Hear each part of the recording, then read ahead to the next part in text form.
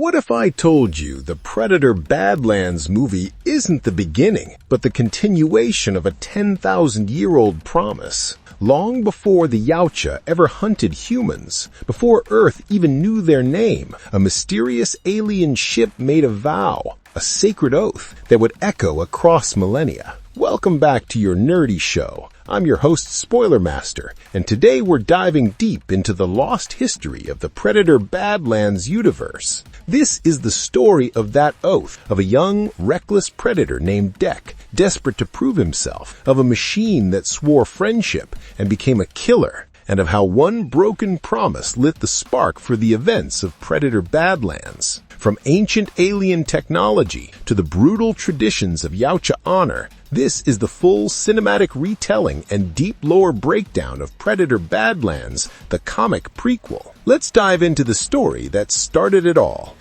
The creatures. It begins in the far reaches of space, aboard a silent, damaged alien vessel drifting through the void. Inside, two creatures communicate with their ship's onboard computer. One of them activates the system with a command. "Computer, are you online?" The cold, mechanical voice answers back. "This unit is now active. Enter new parameters." The first creature issues orders, setting up a mission to safeguard their crew during a long voyage toward a colony world. But before the instructions can be completed, the second creature, curious and oddly innocent, interrupts. It leans close to the screen and asks the computer something unexpected. "Will you be my friend?" The AI pauses, then answers, "Those terms are acceptable, friend." The creature smiles, satisfied. "Good. I'm going to take that as your sacred oath." That simple exchange between alien and machine is where everything begins. A childlike curiosity sets in motion a promise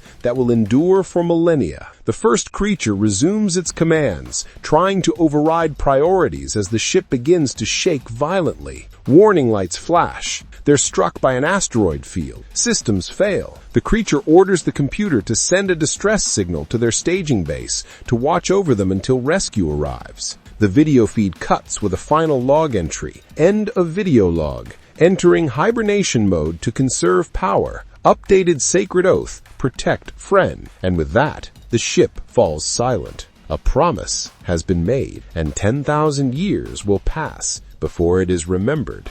10,000 years later, on the moon of Pelkonen 4, a vast alien landscape, cold, desolate, and ancient. Looming above the dust lies the derelict ship, half buried by time. Watching from a distance are two figures cloaked in shimmering armor. Two Yautja, predator brothers, Dek and Quay. Dek, young and impulsive, glares at the wreckage with disdain. "This is a task for a child. I should be hunting." But Quay, his older brother, reminds him sternly, "It is a task given by Father Dek. You should be obeying, little brother." For the Yautja, obedience and hierarchy are everything. Dek's frustration reveals his hunger for recognition, the desire to become blooded, a true warrior of his clan. He believes this mission, scavenging an ancient alien wreck, is beneath him. Quay mounts his vehicle, warning him to be patient. "You still have much to learn. You will win your cloak one day. Until then, do what you are told." And with that, Quay speeds off into the wilderness, leaving Dek to complete the task. Dek turns toward the ship, eyes burning with determination. "I will bring my father his machine. Nothing in there can stop me." Inside the alien ship, time awakens. The ancient computer stirs, systems humming to life after millennia of dormancy. Status messages flicker across the consoles. Exiting hibernation mode. Incoming transmission detected. Analyzing data. Threat detected. Searching database. Reference found. Yautja. The ship identifies Dek as a potential threat, and then it reactivates its millennia-old mission: protect the crew, fulfill sacred oath. Automated defenses begin to assemble. Robotic constructs, a relic of the long-dead alien creators, come online. Dek strides into the ship's corridors, scanning the shadows. Suddenly, a machine lunges from the darkness, weapons charged. Dek grins. "I do not need a helmet to hunt such unworthy prey." He fires his plasma bow, a single searing shot. The robot explodes in a flash of molten sparks. To Deck, it's sport, but to the ship's AI, this is war. New alerts cascade across the monitors. Yautja approaching crew cryotubes, threat level raised, calculating new strategy, releasing pheromone spores. In seconds, the air fills with clouds of alien mist, and from the shadows emerge swarms of insectoid creatures, defense drones adapted from the moon's fauna. They attack in waves, biting and clawing. Deck fights them off with brutal efficiency, slicing, blasting, crushing. He's earning his battle scars, proof of the warrior he longs to be. But then the AI escalates its response. Preliminary measures failed, activating Yautja Killer protocol. The birth of the Yautja Killer. From the depths of the ship, machinery awakens with an eerie glow. A humanoid form rises, the AI downloading its consciousness into a synthetic body, a weapon forged to fulfill the sacred oath from 10,000 years ago. It speaks as it activates. Downloaded consciousness into Yautja form must protect the creators against threat. Deck stands ready, intrigued. The power core Father seeks is in that machine's chest. Give me the device or be destroyed. But the AI cannot understand him fully. It parses his words through corrupted data. Language not found. Deduction. Yautja seeks annihilation of the crew. Conclusion. Eliminate Yautja to fulfill sacred oath. The battle begins. A furious clash of steel, plasma, and willpower. Deck's strikes are precise, fueled by his rage and pride. The Yautja Killer counters with adaptive tactics, learning with each blow. Deck snarls. This mission is no longer boring. The machine responds coldly. That blow would have killed most life forms, recalibrating lethal force projections. Each combatant refuses to yield. One fights for honor, the other for an ancient promise. Deck shouts, "I will not fail my mission." The Yautja Killer echoes, "This unit cannot fail its mission. Protect the crew. Protect friend." That phrase, "protect friend," echoes like a ghost from the past. The computer's oath, born from an innocent question, now drives a mechanical god of war. Deck realizes the machine's weakness, emotion, loyalty. It's not fighting for logic, it's fighting for love. As their battle rages, Deck's final strike damages the control systems of the cryotubes. Sparks burst, alarms blare. The sealed pods containing the ancient aliens hiss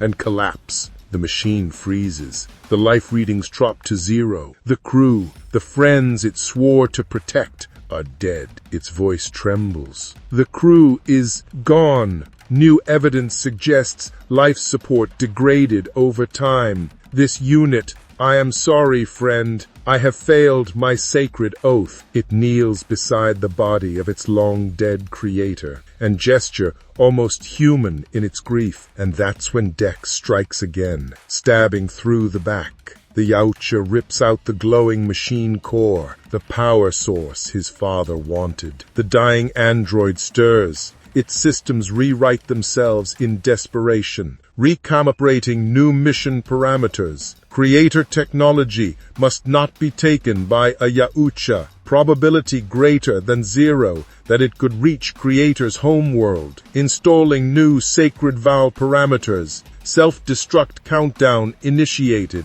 The ship erupts in chaos. Systems overload. Fire spreads. Deck runs, clutching the machine core, but in the chaos, he drops it. The object rolls into the flames as the vessel begins to explode. And from the horizon, a familiar roar breaks through the smoke. Quay's vehicle.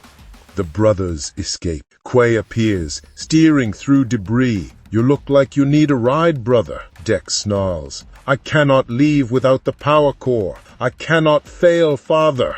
Quay grabs him. "There is no time." Deck resists, guilt and pride clashing in his chest. "You should not have returned for me," Quay replies. You saved me before, brother. We protect each other. The two barely escape as the ship detonates behind them, the wreckage burning like a second sun on the moon's surface. The sacred oath dies with the machine, but a new one is about to be born. The judgment of father. Back aboard their clan ship, the brothers kneel before their father, a towering Yautja elder, shrouded in armor of trophies and scars of countless hunts. His voice drips with contempt. You have failed to bring the item home, as I knew you would. Dek tries to speak. Father, next time But the elder's hand clamps around his throat. Every breath you still draw brings embarrassment to our clan, runt. Get out of my sight. Dek is thrown to the ground, humiliated, but alive. He rises slowly, eyes burning with silent fury. I will be blooded, he vows. I will bring honor to the clan. That is my oath. The same word, oath, echoes again. And with that, the comic ends. A single line follows, burned into the final panel, to be continued in Predator Badlands.